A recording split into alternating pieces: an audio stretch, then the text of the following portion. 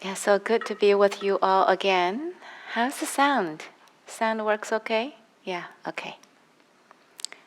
And welcome to those who are on YouTube joining us as well from afar. Um,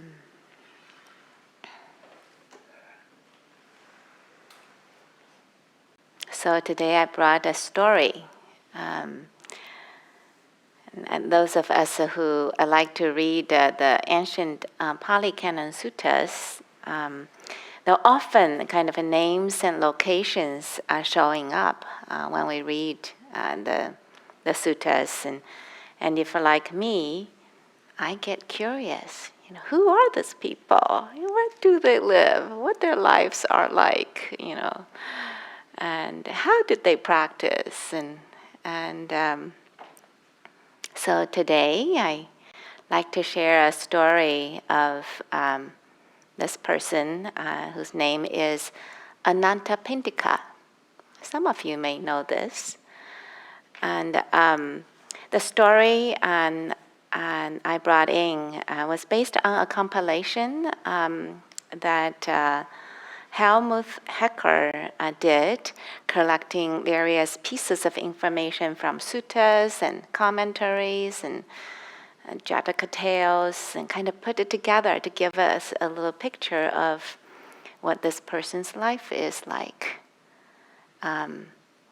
Usually when you read suttas, you have a little glimpse of what this person is, but you don't get quite a story.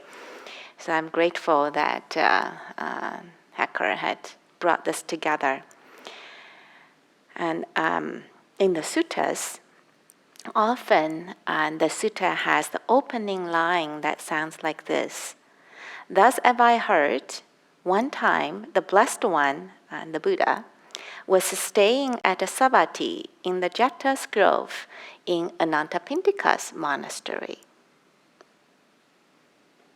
So Ananthapindika's monastery. And that shows up a lot in the suttas. So who is this guy, Ananthapindika? And so Ananthapindika was a wealthy, apparently merchant, or born out of a very, very wealthy family. And we don't know exactly what his profession was, but sometimes it's said wealthy merchant or wealthy banker. Maybe that's what they do back then, being born in a wealthy family. And he lives in Savatthi. So this place that the sutta opening line states often. And this person is known for his boundless generosity. So this name, Ananthapindika, actually means one who gives to the poor, or one who gives to those who are unprotected. That's what the name means. That was not his birth name. His birth name is Sudatta. But even before he met the Buddha, before he was a Buddha's disciple, he was already known as Ananthapindika. Kind of people had forgotten his birth name, and they just call him Ananthapindika. And so I wanted to maybe start by telling the story of how he encountered the Buddha. And so this is the first year after the Buddha's awakening. Buddha had a very small monastic order, maybe just a handful of people who joined him and practiced and became awakened individuals as well. And they don't have a place to live. And this is around a place called Rajagaha. And often this monastic order would live in the forest nearby. They would stay in the mountaintops or by the river or on the meadow, open fields. And so that's kind of how they wandered about. Ananthapindika had a brother-in-law who lives in Rajagaha. Yes, from that household. He is also quite wealthy. And being close by to the Buddha, he also became a faithful disciple of the Buddha. And so he saw how the monastic lived. And so he went and asked the Buddha, is it okay if I'm going to build some dwelling places for your order right around Rajagaha? And the Buddha said, yes, I loved it. I love this, kind of. But I recognized that was kind of challenging living conditions. And when the condition came and arose that this was offered, and he agreed. Yeah, so it would be nice to have a more permanent space to stay. And so this brother-in-law began to build the monastery and dwelling places for the monastic order. Now, one day, Ananthapindika, as a businessman who traveled to Rajagaha, he came to see his brother-in-law. Apparently, they two have a really cordial relationship. They're very warm and caring for each other. They love each other very much. But when Ananthapindika showed up at his door, he was so busy making preparations for some big event, a very elaborate thing. And that he almost like didn't pay attention to Ananthapindika. So that was very unlike of him. So he said, what are you really busy doing here? Are you preparing for a wedding, or are you going to see a king, or what are you busy doing? And the brother-in-law said, I'm inviting the enlightened one, the Buddha, and his order to come for the alms tomorrow. So Ananthapindika had the thought, what? The enlightened one, the Buddha, coming to your door tomorrow to have alms? It's not like it happening every other week, right? And so I think in the culture they know this notion of enlightened being, the Buddha, but somehow it's just going to show up next door at his brother-in-law's house. That's like unheard. And that's not common back then. That's not common right now. So imagine, somebody tell you, I'm going to offer alms food tomorrow for a monastic order or enlightened individual. You'd be like, what? So he asked him 3 times. He said, really? Enlightened one? And the brother-in-law said, yes, yeah, the Buddha is coming tomorrow morning. So that got Ananthapindika's attention. So that night, he couldn't sleep. He was tossing back and forth, and this idea that he's going to see an enlightened individual was so intriguing that at some point he decided, okay, I'm not going to sleep. So he got up in the middle of the night, and he decided that he's going to walk out of the city and walk towards where the monastic order stayed, right, kind of in the countryside. So that was in the dark. So he walked out to the countryside. I imagine, being born out of a wealthy family, has a lot of supports, and he probably never had to go walk out of the city in the dark, in the countryside all by himself. So he got scared. It was like walking, but he got scared. But then this idea of seeing the Buddha was like so strong. So somehow he managed to calm his mind. He said, I'm going to go anyhow. So he kept on walking. And at some point, in the misty dawn, he saw a person walking back and forth. So he stopped. And he heard this person calling in this indescribably harmonious voice, come, Sudatta. What? No one knew him by the name of Sudatta at that time, right? It's like, what? So he thought, that must be the Buddha. So who else would know, right? And so he bowed down immediately at the Buddha's feet. And I used this shaky voice and said, how are you, the Buddha? And that was a conventional greeting, right? How are you? And the Buddha answered in a very unconventional way. And so he said, and the Buddha said, well, the arahants, the awakened individuals, are always well, and they are beyond the possibilities for suffering. He can just feel the Ananthapindika's jaw probably dropped. I was like, what? Beyond the possibility of suffering. Is that even possible? Yeah. And so the Buddha, in that first encounter, offered a step-by-step teaching, goes from generosity, which he is all very, very steeped in. Sila, which is ethical behavior. I imagine he was very ethical in his behavior already. And then the heavens, the perils, the harmful nature of essential pursuits, benefits of renunciation. And this is known as a gradual training of the Buddha.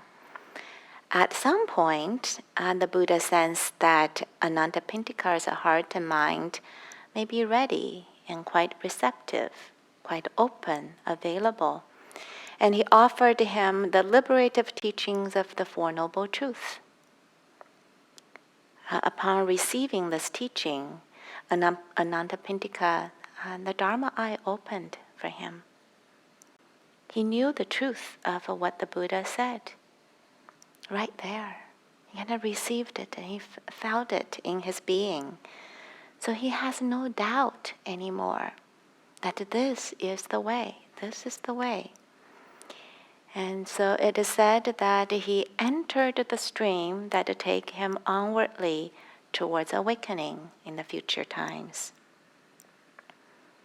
And so you can imagine this has touched him quite deeply. So at the end of that encounter, he invited the Buddha and his monastic orders for alms food after his brother-in-law had done so. And then at the end of that meal offering, Ananthapindika went up and asked the Buddha if he could build a monastery in his hometown Savatthi. And the Buddha said, the enlightened ones love peaceful places. I take that as a yes. So I was so happy. He said, okay, that was the conception of the Ananthapindika's monastery in Savatthi. So once he went back to Savatthi, his hometown, he immediately began to search up and down for this peaceful place where the monastics might be able to stay. And he found this place that belonged to Prince Jeta's grove. This is Jeta's place, and so he's the son of the king Pasenadi. And so he asked Prince Jeta if the place is on sale, and Jeta said, nope, this place is not on sale. And he said so firmly, he said, even if you're giving me $18 million, and this is not on sale. And anything million sounds a lot, right?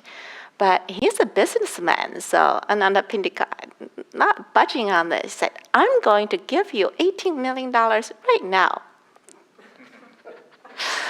But Prince Jeta also didn't budge. And he said, no, this place is not on sale. But Ananthapindika didn't give up. So they eventually, two of them went to an arbitrator who kind of managed to get them to agree on something. And so what was agreed upon was Ananthapindika is going to get the land, and that is coverable by about whatever number of coins that $18 million amounts to. And if you lay the coins one by one on the land, that would be the space you get. So so Ananthapindika get to pull the cards and cards of the coins and start to lay it on the ground. And it just happens so that there's only a little corner that isn't covered. But in this whole process, Prince Jeta got so inspired by this being. It's like, wow, this is unheard of.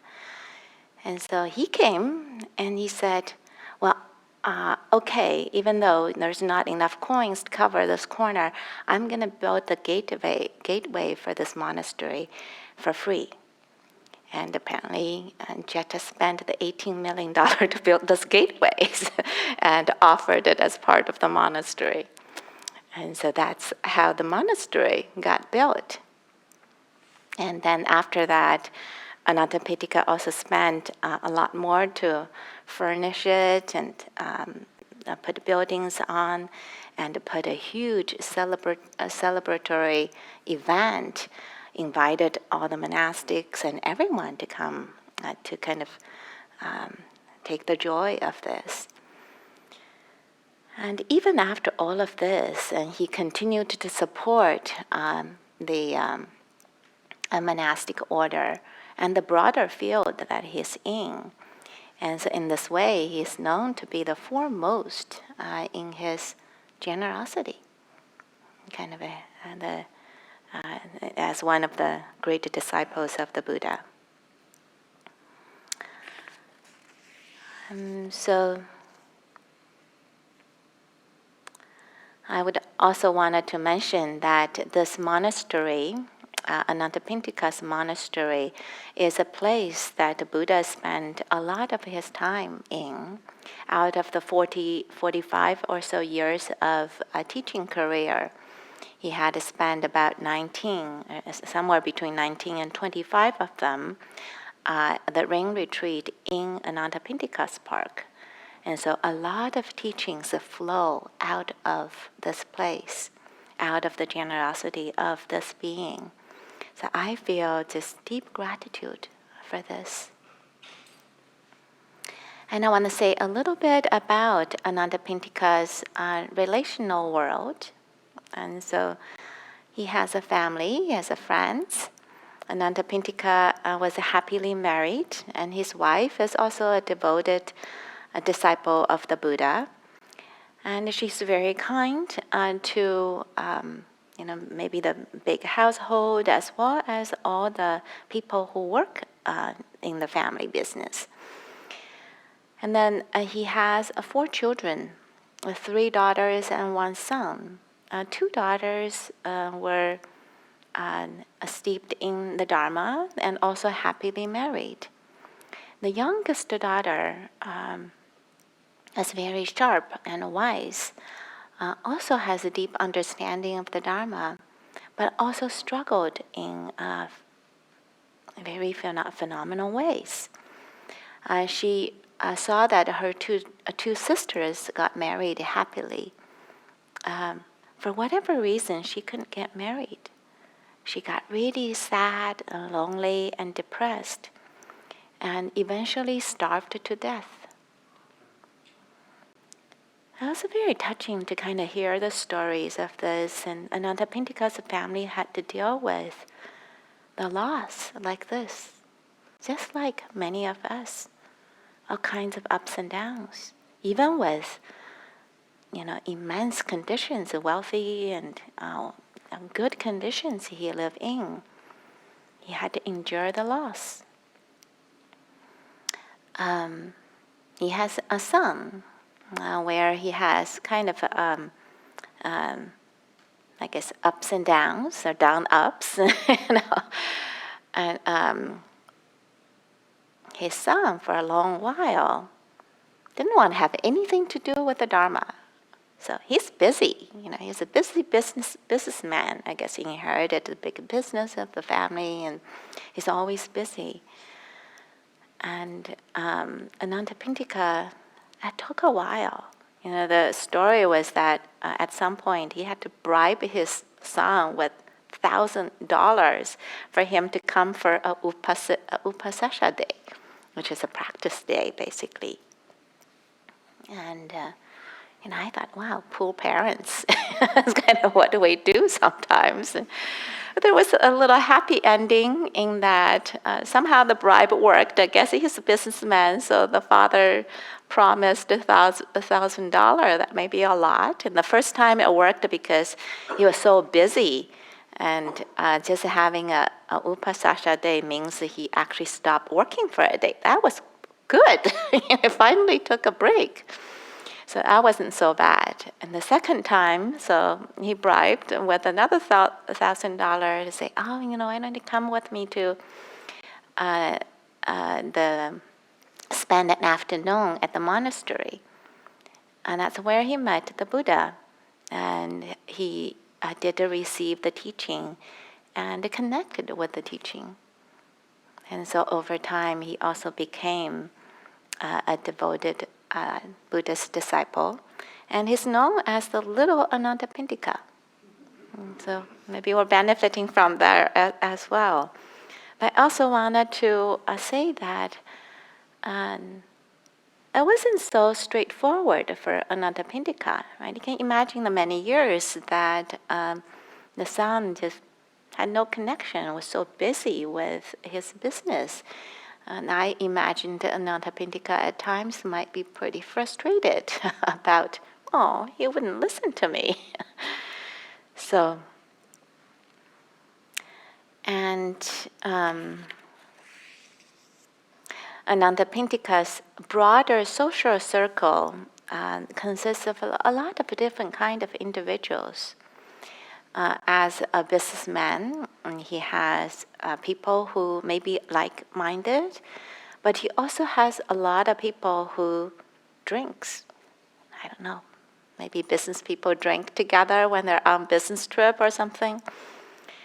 And it was said that Ananthapindika never diminished them or tried to fix them. He just modeled what he could model, and he maintained the relationship with them, friendship with them. He never forced his way onto these individuals. I was very touched by this, that Ananthapindika wasn't just generous in the materialistic way, but also he has a generous heart. He wasn't trying to go around kind of fix everybody. And he let people be. And at the same time, he's doing the best that he can to model what could be modeled. So very a kind of moderate way living in the world that way. Also, there is this story about he had a friend who he befriended from a very young age. And this friend had a very unfortunate name, Unlucky Bird. I suspect that this may be from a different caste, maybe a lower caste. This is, the Indian history of the caste system that was very prominent back then. Even now, it's still there. And when this friend needed money, he helped him out and offered a job, even offered a job that takes care of the family. And his friends were all criticizing him, like, oh, this is very unfortunate and very unauspicious. But he wasn't concerned about it. And so he just gave him a job. And one time, apparently he was on a business trip, and there was a lot of theft who heard that he's out, and so they kind of schemed a robbery. And this vigilant, unlucky bird heard about this, and he started drumming, in the middle of the night when the robbers were all kind of circling in on the house. And the big, loud drum sounds scared everybody away. And so he came back and heard about this. He said, oh, look, you all tell me this is unlucky. And I'm very fortunate that he's helping us out in this way. So I'm very fortunate. And he has this heart that is, it's kind of wide open, receiving all of these different forms of beings around him. And then in terms of his relationship with the Buddha. And so after the monastery was built, the Buddha came to Savatthi Jeta's grove, Ananthapindika's park, monastery very often. And it's said that as a great disciple, Ananthapindika would often visit the Buddha. He would go to see the Buddha twice a day. And interestingly, he would just sit right by one side of the Buddha. And it's said that he usually does not ask Buddha questions because he didn't want to create impression that he get a special treatment because he contributed to the community so much. Well, this is really humble being. And he would come to see the Buddha, and he would sit by one side, and he would wait to see the Buddha would say something, either give a Dharma talk or ask him a question, and then he will respond. And then if the Buddha also didn't say anything, then he would say something about maybe a situation he's in or how he had done his things outside. And then he'll wait to see what the Buddha respond. Did the Buddha respond with approval or offer something? And then use that way as a way that he's engaging with the teachings. And so in the times when Ananthapindika and the Buddha spent time together, apparently the Buddha had given a wide range of teachings, ranging from how to behave in very mundane situations all the way to liberative teachings. And so in this way, kind of the teachings are flowing down towards all of us as well. Maybe the most profound teaching that Ananthapindika received was on his deathbed. And there is a sutta in Majjhima Nikaya 143 that spoke about the time when he was really sick. He was probably very old also, and he was just not getting any better. And there's this kind of horrific description of how much pain he had to endure. It was like an unbearable pain, like carts pulling the limbs all apart or something physically, and he was not getting any better. And so he asked to get Ananda and Sariputta to come and see him, help him out. So Ananda and Sariputta are two of the great disciples of the Buddha. And Sariputta was an arahant, and Ananda at that time was not quite yet. So they came to see Ananthapindika. And Sariputta knew that, this man is not getting any better. He's near his death. So Sariputta offered a whole set of a profound instruction that is probably very appropriate for what Ananthapindika was experiencing. And this set of instructions invited Ananthapindika to not cling to the six senses, the eye, ear, smell, tongue, taste, body, touch, sensations, and the mind.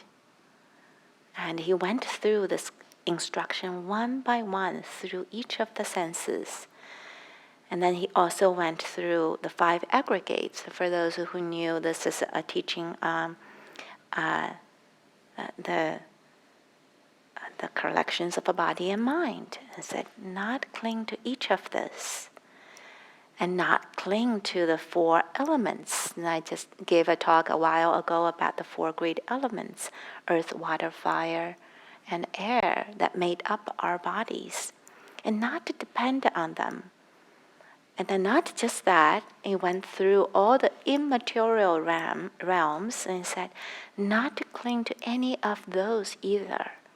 And he ended by saying not to cling this world or the other world or anything in between. And not to depend on any of those. And I have a sense reading this sutta that Ananthapindika was really ready for this. He knew, he's dying. And having any form of clinging on this fading body makes no sense. So as Sariputta was offering this, I have a sense that he's offering almost a guided meditation right there. Went through each of the senses. It's a repeating of this phrase, not clinging to the eye, to the ear, and all the way to anything in this world. And Ananthapindika was ready. And this guided meditation, he probably rode in with Sariputta. He felt the truth of that. And so at the end, Ananthapindika bursted into tears. Ananda didn't quite know. Ananda thought, something bad happened. As he said, "Oh, householder, are you failing? Are you fading?" And Ananthapindika responded, "No, Venerable Ananda, I wasn't fading or failing or failing. It's just that for a long time I've paid homage to the Buddha, the esteemed mendicants. Yet I have never before heard such a Dharma talk." He's been around the Buddha a lot. He's never heard this. And Ananda explained, well, these instructions usually weren't given to the lay people. Ananthapindika asked Sariputta and Ananda, please let those teachings be offered to the lay practitioners as well. Because there are people with little dusts in their eyes. There will be those who can't understand this. For this, I am forever grateful for what he did. His teachings weren't just kept to the monastics anymore. They were offered to those who were ready, lay or monastic.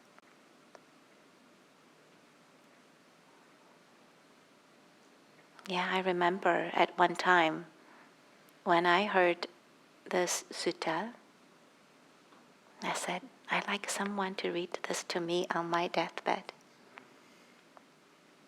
And I had went ahead and recorded this sutta myself. I read it and recorded it. I said, if somebody is not reading it, I'm going to listen to my own recording.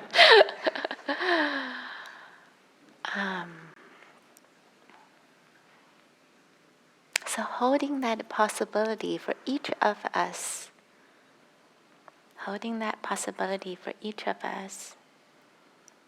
And there were great beings like Ananthapindika 2,600 years ago. And there are great beings now. And there's a great beings that come to be through the practice. And so may the story of Ananthapindika be an inspiration for all of us. And so thank you for your kind attention.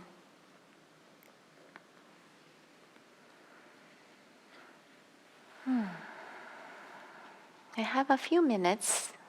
If there are any reflections, sharing, comments.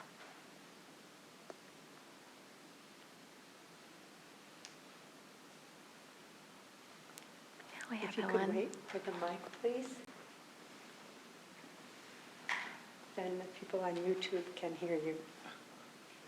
Hold it like a rock star. Thank you. Thank you for the really beautiful Dharma talk. What was the name of the sutta that was said to Oh man. Ananthapindika? If I wanted Give to you the number. look it up. Yeah, I think it might be Ananthapindika Sutta. I can't remember for sure now. And I'll give you the number. It's Majjhima Nikaya 143. 143. Okay. Of the Majjhima Nikaya. It's a middle length discourse. okay. Yeah. Thank you.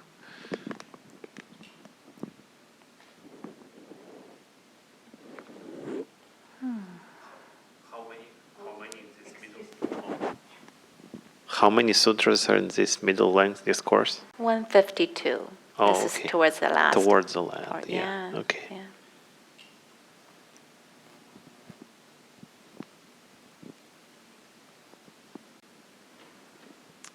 Ying Chen, I especially appreciate your talking about Ananthapindika's family.